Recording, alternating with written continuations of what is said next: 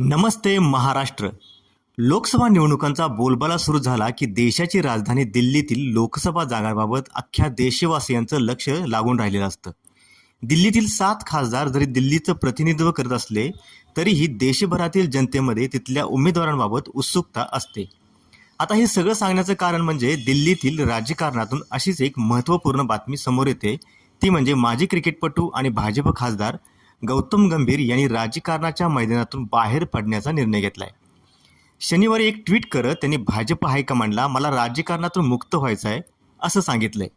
गौतम गंभीर यांच्या ट्विटनंतर चर्चांना उधाण आली. अनेक कारणं समोर येऊ लागलीत. एक तरुण खासदार खासदारकीच्या पहिल्या इनिंगमध्येच डाव सोडून जातोय.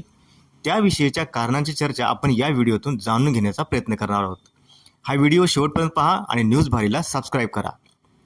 गौतम गंभीरनं आपल्या एक्स हँडलवर काय म्हटले ते पाहू. मला माझ्या राजकीय कर्तव्यातून मुक्त करा अशी मी पक्षाध्यक्ष JP नड्डांकडे विनंती केली आहे. क्रिकेटसाठी मी जी कमिटमेंट केली आहे त्याकडे मला आता लक्ष देता येईल. मला लोकांची सेवा करण्याची जी संधी दिली त्याबद्दल पंतप्रधान नरेंद्र मोदी आणि केंद्रीय गृहमंत्री अमित शाह यांचे आभार मानतो असं ट्विट करत गौतम गंभीरनं राजकीय संन्यास घेणार असल्याचं सांगितलंय. आता गंभीरच्या या निर्णयामागील कारणांचा आढावा घेऊया. तरुण खासदार पहिल्या 5 वर्षातच राजकीय पिचवरून आऊट होतोय म्हटल्यानंतर त्याच्या पाठीमागे काहीतरी कारणं असणार हे ओघानं आलंच. गंभीरला भाजपकडून 2024 मधील आगामी लोकसभा निवडणुकीचं तिकीट मिळणार नाही हे एक कारण असू शकतं. आगामी निवडणुकीत भाजप काही विद्यमान खासदारांची तिकीट कापणार अशीही चर्चा आहे. शिवाय गंभीरची मतदारसंघातील सुमार कामगिरी हेही त्यामागे कारण असू शकतं. तिकीट नाकारण्यापेक्षा सन्मानानं पॅव्हेलियनमध्ये परतावं हा एक पर्याय गंभीरने निवडला असावा अशी शक्यता नाकारता येत नाही. गौतम गंभीरच्या राजकीय संन्यासाच्या निर्णयानंतर आप पक्षाने भाजप आणि गौतम गंभीरवर हल्लाबोल केलाय. पूर्व दिल्लीचे खासदार गौतम गंभीर यांनी राजकारणातून निवृत्तीबद्दल ट्विट केलंय. याचा अर्थ काय? म्हणजे त्यांचे तिकीट रद्द केले जात आहे.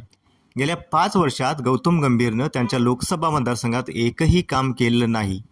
भाजप आधी काम न करणाऱ्या व्यक्तीला तिकीट देतं आणि त्यानं काम केलं नाही की त्याचं तिकीट रद्द करून ते दुसऱ्या व्यक्तीला दिलं जातं. अशी पत्रकार परिषद आपच्या मंत्री आतिशी यांनी गौतम गंभीर आणि भाजपवर जोरदार टीका केली.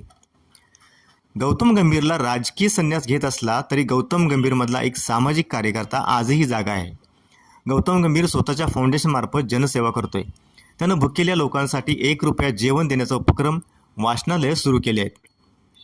आता गौतम गंभीरच्या राजकीय संन्यासापाठीमागे विविध कारणं समोर येत असली तरी भाजप विद्यमान खासदारांचे तिकीट कापत असल्याचे चित्र समोर आले. कारण नवी दिल्लीतून केंद्रीय राज्यमंत्री मीनाक्षी लेखी, चांदणी चौकातून डॉक्टर हर्षवर्धन, पश्चिम दिल्लीतून प्रवेश वर्मा आणि दक्षिण दिल्लीतून रमेश बिधुरी यांची तिकिटे कापण्यात आली आहेत. तर साध्वी प्रज्ञासिंह ठाकूर यांचे भोपाळमधून तिकीट कापले. ही माहिती तुम्हाला कशी वाटली आणि गौतम गंभीरच्या निर्णयाबद्दल, आपच्या आरोपाबद्दल तुम्हाला काय वाटतं हे कमेंटमध्ये आवर्जून सांगा आणि न्यूज भारीला सबस्क्राईब करा. जय महाराष्ट्र.